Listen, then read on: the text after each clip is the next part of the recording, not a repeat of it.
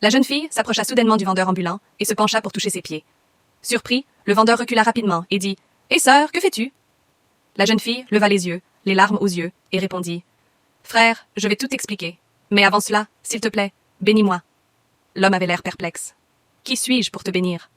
Je ne te connais même pas. » La jeune fille sourit doucement et dit « Frère, tu ne me reconnais vraiment pas. » Il secoua la tête. « Je te vois pour la première fois.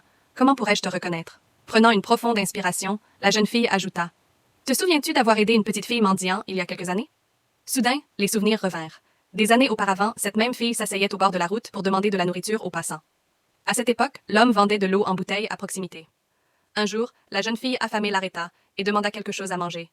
Voyant sa situation, l'homme tendit une bouteille d'eau, mais la retira soudainement. La fille avait l'air confuse. « Je ne comprends pas, » dit-elle.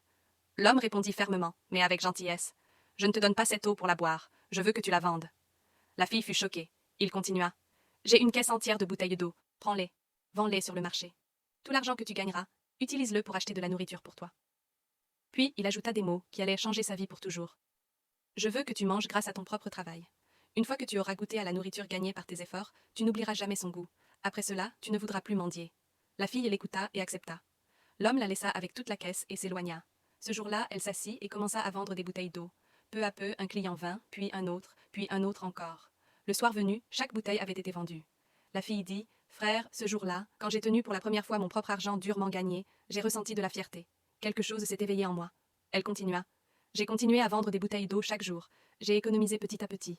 Et aujourd'hui, j'ai ouvert mon propre hôtel. » En montrant de l'autre côté de la rue, elle sourit. « C'est là-bas. Quand tu auras le temps, s'il te plaît, viens. Ce serait un honneur pour moi. » En joignant les mains, elle ajouta « Merci pour tout ce que tu as fait pour moi. » L'homme sourit doucement et dit « Ne me remercie pas. Remercie Dieu. Je n'étais qu'un intermédiaire. La pensée t'a atteinte et tu as toi-même changé ta vie. » Il continua.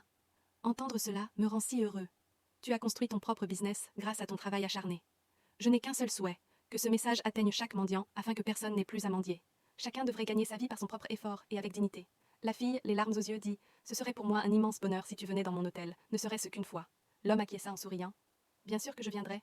Je veux goûter la nourriture préparée grâce au travail acharné de ma sœur. » Ainsi, mes amis, de cette histoire, nous apprenons que la véritable aide n'est pas de donner quelque chose gratuitement.